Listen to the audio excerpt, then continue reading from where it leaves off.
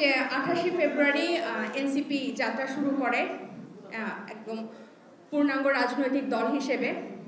আমরা নিবন্ধনের কাজ করছি, আগাচ্ছি এবং রাজনীতির ময়দানে আমাদের সরব উপস্থিতি আপনারা সবাই জানেন। এবং আজকের প্রোগ্রাম যেহেতু নারী রাজনীতি নিয়ে এবং রাজনীতিতে নারীর অংশগ্রহণ, ভূমিকা ইত্যাদি নিয়ে আমি এই পোর্শনটা দিয়ে শুরু করতে চাই।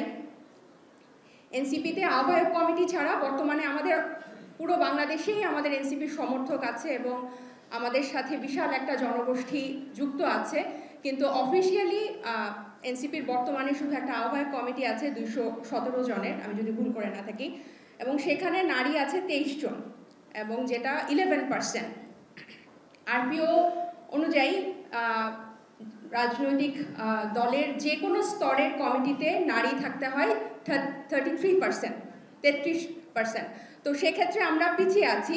কিন্তু আপনাদেরকে বলতে চাই, বাংলাদেশের বর্তমানের সবচেয়ে যারা বড় রাজনৈতিক দল হিসেবে নিজেদের দাবি করে, তাদের কেন্দ্রীয় কমিটিতে তাদের 47 বছর পর, তাদের জন্মের 47 বছর পরও সেই রাজনৈতিক দলে কেন্দ্রীয় কমিটিতে নারী আছে মাত্র 13.6%।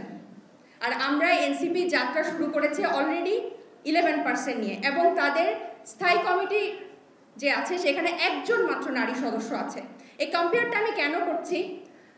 এনসিপি যখন এই গণ অভ্যুত্থানের পরে বাংলাদেশে যে একটা নজিরবিহীন অবস্থা এখন, এবং আমরা যে মুখে বলছি নতুন বাংলাদেশ, এটা আসলে মুখে বলার বিষয় না, এটা আমরা প্রত্যেকে কিন্তু অনুভব করছি। এবং আদতেই এখন বাংলাদেশের রাজনৈতিক অঙ্গনে এরকম একদম পুরো প্রেক্ষাপট বদলানো একটা সময় এর আগে কখনো আসে না, এবং এটা আমরা সবাই প্রতিজ্ঞাবদ্ধ যে আমরা এটাকেও হাতছাড়া হতে দিব না।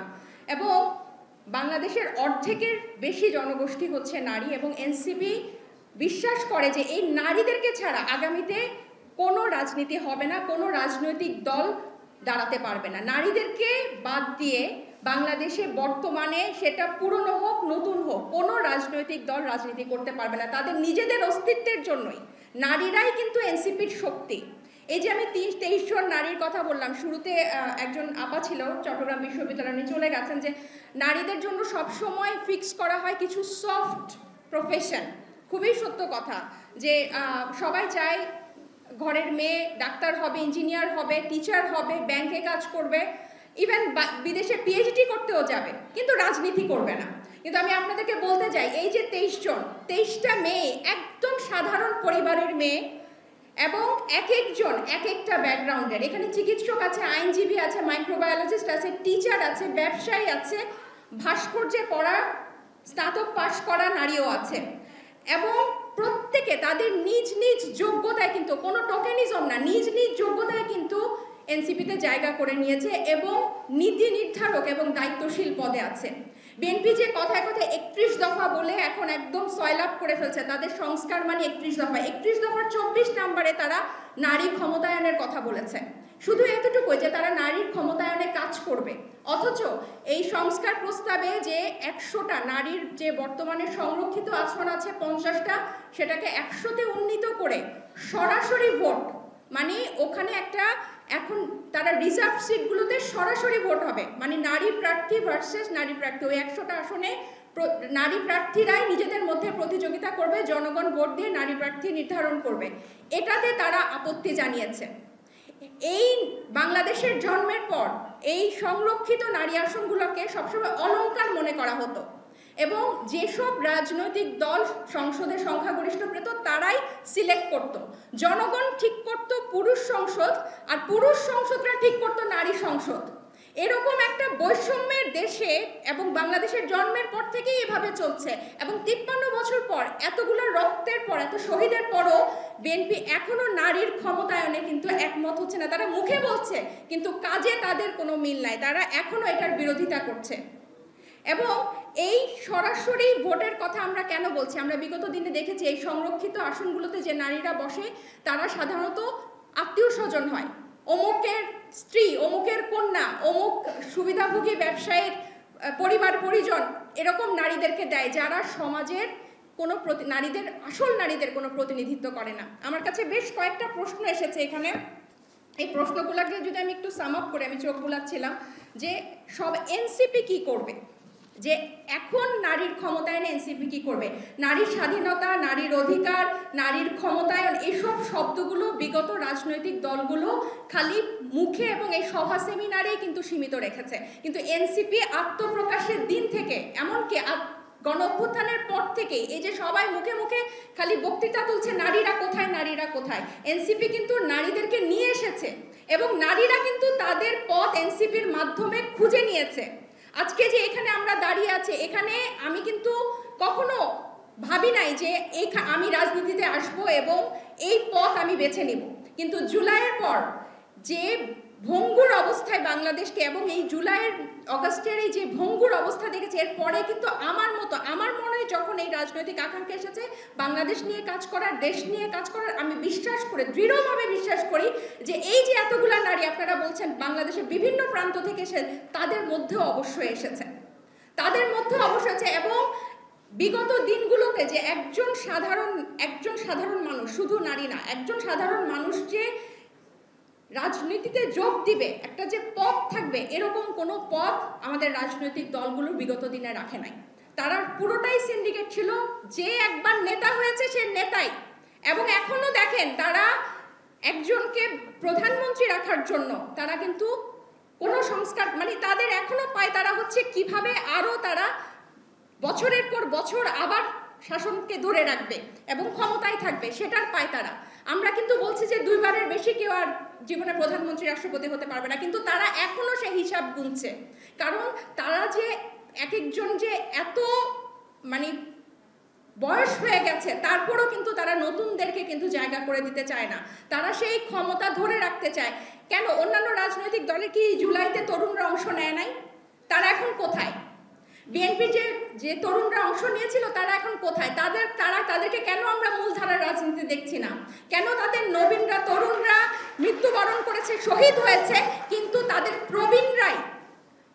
প্রবীণরাই রাজনীতি করছে, এবং তারা প্রবীণরা শুধু রাজনীতি করছে নির্বাচনের মাধ্যমে ক্ষমতায় যাওয়ার জন্য? কেন তাদের প্রবীণরা এত রক্ত পড়েও, এত শহীদের লাশের উপর দাঁড়াও তারা সংস্কার চাইছে না? কেন তারা নারীর ক্ষমতায়ন খালি মুখে বলছে, কিন্তু এটার বাস্তবে তাদের কোনো প্রতিফলন দেখা যাচ্ছে না? কারণ তাদের উদ্দেশ্য একটাই, সেই উদ্দেশ্য হচ্ছে একটা নির্বাচন, এবং নির্বাচনের মাধ্যমে খালি ওই ক্ষমতা দখল, ওই চেয়ার দখল। এবং তারা যেভাবে সংস্কার প্রস্তাবগুলো দিচ্ছে এবং জাতীয় ঐকমত্য কমিশনের সাথে বিরোধিতা করছে বিভিন্ন মতে, তাতে সুস্পষ্ট যে তারা আবার সেই নতুন নব্য স্বৈরশাসক হওয়ার সব ধরনের পায়তারা করছে। এবং এই যে আপনারা এই তুষার যে বলল যে সংবিধান বুঝে না, সংস্কার বুঝে না, নির্বাচন বুঝে না, যে নারী, যে নাগরিক চিকিৎসা, আইনজীবী, ব্যাংক, কর্পোরেটে এত জটিল জিনিস বুঝে, সে কেন সংবিধান বুঝবে না? কেন নারীরা এই সহজ সমীকরণ বুঝবে না? এখানে তো এটা তো মঙ্গল গ্রহ থেকে কোনো কিছু আসে না, কিন্তু এটা তাদেরকে এইভাবে পোট্রে করা হয় যে তুমি নারী বা তুমি ছোট, তুমি কোনো কিছু বুঝবা না। এগুলো কিন্তু সম্পূর্ণ তাদের আইওয়াশ। এবং যে জাতি, যে তরুণ সমাজ একজনকে গুলি করলে একজন নড়ে, বাকিটা নড়ে না, যে তরুণ সমাজ এই সাহস দেখাতে পেরেছে, এটার পরে কি এই ধরনের, এটা তো সর্বোচ্চ সাহস। এটার পরে তো আর কোনো এর থেকে বড় পাহাড় আর উত্রানো হতে পারে না। তাই আমি নারীদেরকে বলবো, এবং সেই সাথে সকল তরুণ সমাজকে বলবো যে আপনাদেরকে রাজনীতিতে আসতে হবে, আপনারাই রাজনীতির ভবিষ্যৎ। এবং এনসিপি দৃঢ়ভাবে বিশ্বাস করে যে নেতা আপনাদের মধ্যে থেকে হয়ে আসবে, এবং এটা একটা চলমান প্রক্রিয়া হবে, এটা একটা পাইপলাইনের মতো হবে, কেউ চিরস্থায়ী হবে না ক্ষমতায়। এনসিপি দৃঢ়ভাবে এটা বিশ্বাস করে। এখানে বিভিন্ন প্রশ্ন এসেছে যে ইন্টারনালি আমরা কি করছি, নারীদেরকে কিভাবে রাখছি, বা আমাদের ইন্টারনাল পলিসিটা কি হচ্ছে, আমাদের ইন্টারনাল ডেমোক্রেসি কিভাবে মেনটেন হচ্ছে। আমি আপনাদেরকে বলতে চাই এবং সুস্পষ্টভাবে আশ্বস্ত করতে চাই, আমরা নতুন রাজনৈতিক দল, আমরা মাত্র চলা শুরু করেছি, আমাদের মতো অনেক ভুলভ্রান্তি আছে বা সবকিছু সমন্বয়ের একটু অভাব আছে, কিন্তু এইখানে কোনো সন্দেহ নাই যে এনসিপি এই নতুন বাংলাদেশে এমন একটি রাজনৈতিক দল হতে যাচ্ছে যেটা বাংলাদেশ বিগত 53 বছরে দেখে নাই। এবং এই রাজনৈতিক দল, এই নতুন এনসিপি গণ অভ্যুত্থানের পর ইতিহাস তৈরি করবে, এবং এই রাজনৈতিক দল হবে একটা প্ল্যাটফর্ম যেখানে একটা সাধারণ ঘরের ছেলে মেয়ে স্বপ্ন দেখবে আমি বড় হয়ে রাজনীতিবিদ হব, আমি বড় হয়ে আমার এলাকার জনপ্রতিনিধি হব, এবং এনসিপি সেই প্ল্যাটফর্ম আপনাকে উপহার দিবে। আপনি কোনো ধরনের বাণিজ্য ছাড়া, টাকা দেওয়া ছাড়া, তোষামোদি করা ছাড়া সম্পূর্ণ নিজস্ব যোগ্যতা এবং মেধায় আপনি ওখানে যেতে পারবেন, এবং এনসিপি সেই আশ্বাস আপনাকে দিবে, এবং এটা আমি সহ আমাদের সকল সহযোদ্ধা আপনাদেরকে আশ্বস্ত করতে পারে, এবং আপনারা নিজেরাও দেখবেন। এই যে আমরা যেভাবে নীলাকে খুঁজে নিয়েছি, আমরা বিশ্বাস করি যে আমাদের নারী সেলের গুগল ফর্ম ছাড়া হয়েছে, আপনারা বিশ্বাস করবেন না কি অভূতপূর্ব রেসপন্স। মেয়েরা গুগল ফর্ম করছে এবং তারা রাজনীতিতে যোগ দিতে চাচ্ছে। কেন? কারণ তারা এখন মনে করছে যে দেশটা চেঞ্জ হয়েছে, এবং এনসিপির মাধ্যমে কিন্তু তারা একটা স্বপ্ন দেখছে। আপনাদের স্বপ্ন যাতে বৃথা না হয়, এবং আমরা সবাই মিলে, এই পথ কিন্তু অনেক কষ্টের, কিন্তু এই পথ আমাদেরকে পাড়ি দিতে হবে। আপনারা জীবন দিয়ে, আমাদের ভাই বোনরা কিন্তু জীবন দিয়ে দেখিয়েছে। আমরা সামান্য এই জিনিসটা, এই কঠিন পথ যদি পাড়ি দিতে না পারি, তাহলে কিন্তু তাদের সাথে বেইমানি হবে। এবার আমি নিজেদের যে কথাটা বলতে চাচ্ছিলাম, যে চিটংয়ের সবার বক্তব্য আমি শুরু থেকে শুনছি, আমি একদম শেষের দিকে চলে আসছি, 1-2 মিনিট সময় নিব। শেষের দিকে যে শুরু থেকে সবাই বলছিলেন যে কনজারভেটিভ ফ্যামিলি, আমি এই কথাটা একদম, যারা চিটংয়ের স্থানীয় এবং আমরা যারা, আমার বাড়িও চট্টগ্রামে, আমার বেড়ে ওঠা স্কুল কলেজ, আমি ক্যান পাবলিক থেকে, চিটং কলেজ থেকে পাস করেছি। আমি জানি যে চিটাংয়ের মানুষ মানে মা বাপল কিল্লা করি মাইয়ালরে আঁকড়ে রাখে। তুই পড়ালেখা করিবে, তুই স্কুলে যাবে, টিউশনি করিবে, সরি করিবে, ব্যাক করিবে, কিন্তু তোমার সিগল দিয়ে তোর হাত পা বাঁধা থাকিব। তুই ফার্স্ট করিবে, মাস্টার্স করিবে, ডাক্তার হইবে, ইঞ্জিনিয়ার হইবে, এরপর তোমার বিয়ে ভালো ফোয়া দিয়ে ওরো বাড়িতে চিটাং ওরো বাড়ি অন করিব, চিটাং ওরো বাড়ি অন করিব, বিদে দুবাই অন করিব, টিয়া থাকুন অন করিব, বিয়ে হইব, বাচ্চা হইব, বাস। এল্লা কনজারভেটিভ ফ্যামিলির মাইয়া অকল যে রাজনীতি তাইব এন তো কোনো চিন্তাও করিত না পারে, কেউ চিন্তা করিত না পারে। কিন্তু আর মা বাবারে বুঝান পড়িব যে এখন কিন্তু সময় চেঞ্জ হয়ে গেই, ওই না অবশ্যই ওই। আমি কিন্তু অনরার হতা শুরুত্ব নয় উনির, অনরার মধ্যে কিন্তু এই উদ্যম গান আছে। চিটাংয়ের মধ্যেই যে অনরা প্রীতিলতার হতা হন, প্রীতিলতা যে স্বপ্ন শুরু করছিল, যে সাহস দেখায়, কিন্তু আন্দোলন ধরে রাখুন পড়িব। আই কিন্তু দেখিতে অনরার ব্যাকুণের মধ্যে সেই সাহস আছে, এন্ড কিন্তু আর ভাই অক্কলও আছে। আই অনরার কইও, অনরা তার মাই অক্কলের হাত পাত সিওল নয় পাতুন, সিওল নদিও, যে অনে যদি দেশ লয় পাবিত পারন, ওগো মাইও কিন্তু দেশ লয় পাবিত পারিব। এন্ড যুগে যুগে কিন্তু বহুত প্রমাণ আছে, মাই অক্কল যাতে রাজনীতির গেই, মাই অক্কল যাতে ক্ষমতার গেই, মাই অক্কল যাতে আইনসভার গেই, মাই অক্কল কিন্তু দুর্নীতি কম করে। অন্যরা দেখেন, অন্যরা কিন্তু ব্যাক অধিকারের কথা হন, ডে কেয়ারের কথা হন, অন্যরা মাতৃত্বকালীন সুস্থতার কথা হন, অন্যরা যৌতুকের কথা হন, সহিংসতার কথা হন, ব্যাক কিন্তু অন্যরা বুঝন, কিন্তু অন্যরা ছাড় নদন। মাইয়কলরা কিন্তু অন্যরা ছাড় নদন, অন্যরা ব্যাক সমস্যা বুঝন, কিন্তু অন্যরা সমাধান গরিবার লয় কিন্তু কিছু নগরণ। অন্যরা কিন্তু আগায় আসন করব, আর কিন্তু বেশি বালানো অনেক ইরেগুলারিটি আছে, কিন্তু আই চেষ্টা করি কইবার লয়। অন্যরা প্রতি আর বিনীত অনুরোধ, অন্যরা কিন্তু মাইয়কল সিয়ল না করেন, মাইয়কলের সারি দন, মাইয়কল যখন ক্ষমতার যাইব, মাইয়কল যখন যে দায়িত্বশীল পদত যাইব, মাইয়কল কিন্তু বহুত নিষ্ঠার লগত কাম করে, বহু নিষ্ঠার লগত কাম করে, এন্ড ফল বেশি করে।